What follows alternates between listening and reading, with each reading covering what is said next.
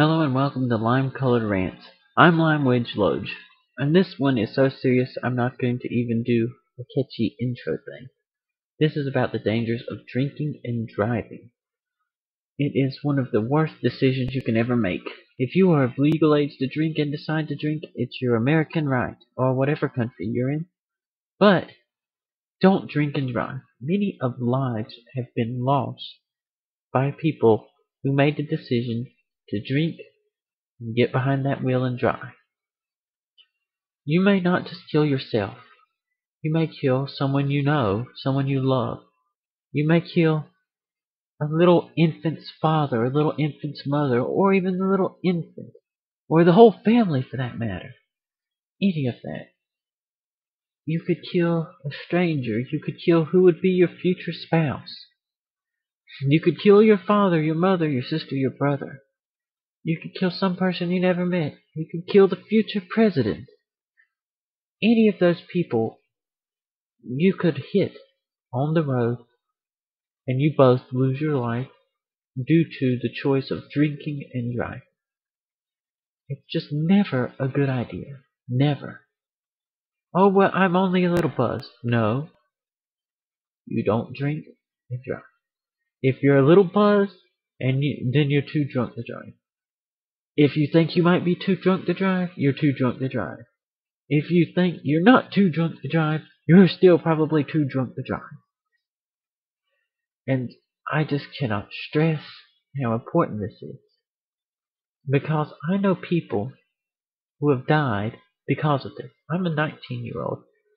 What my school, my county, is one of the highest in the nation for teenagers driving under the influence. They will speed, and then they won't wear their seatbelt on top of it. Two boys who went to my school. They were driving one night. They had went off, got drunk, and partied. They come around the sharp curve too fast, went on the wrong side of the road, and hit a van. Driving that van was a lady I went to church with, and the sweetest elderly lady you could ever imagine. And through the grace of God, she somehow survived. But she wasn't the same. She couldn't walk like she could. She was in the hospital for months and had to use a walker just to get around, and still couldn't get around that great. The two boys in that crash, in the front seat of their truck, lost their lives. At school, all everyone remembered was the two boys who died in the drunk driving. I maybe heard one thing about the poor lady who was seriously injured and crippled for the longest time because of it. Don't drink and don't drive. It's not as glorious as it sounds. You don't have to get where you're going that badly. Are your parents going to be mad? They'll be a lot more upset if you're dead than if you are out drinking or aren't home on time. I just can't stress the importance enough. Don't drink and don't drive together. That's a horrible combination, just absolutely horrible. One of the things I remember from my driver's ed class all those years ago, they brought in a little flashing light. It flashed every time someone would lose their life from a drunk driving crash. And on average, I think it was like every 40 seconds, statistically, someone would die of a drunk driving accident. And every time that light flashed, it represented an elderly gentleman who had been in the armed service who was hit by a drunk driver. It represented a teenager with their whole life ahead of them, could make great strides in science, who died. A man who had just been through a rough patch with his wife, went off, got drunk, decided to drive. He died, leaving his pregnant wife at home, never to make up again. A baby raised never knowing its father. Another time, drunk driver T-bones a minivan. A little kid in the back seat dies. 3-month-old baby dead Two heartbroken parents. One driver too drunk he doesn't realize he was in a car accident till the next day. And another thing, same scenario except the two parents died. Little 3-month-old baby in the back seat, never knowing their parents, never knowing what happened, just raised with the knowledge that their parents' lives ended at the hands of a drunk driver. Because that one person made that one bad decision, it completely and horribly changed the lives of those people. I cannot stress the importance of this.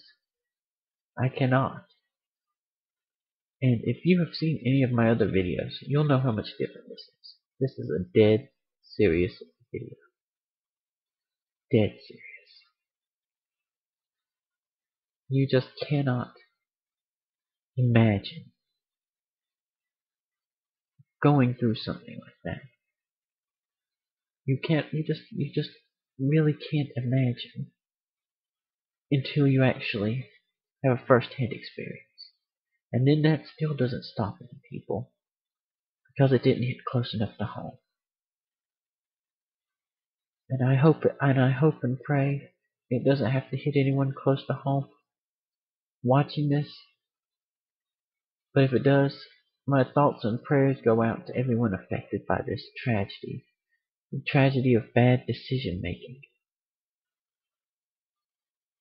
It's just hard for me to comprehend anyone drinking and driving with all the news on the news. They think, oh, it can't happen to me. It can't happen to me. That's just some person on the news. Well, it can happen to you. It can. It can take away your best friend. It can take away the love of your life. Take away your child. Take away your mother, your father, any family member, anyone you've known, the person down the street, anybody.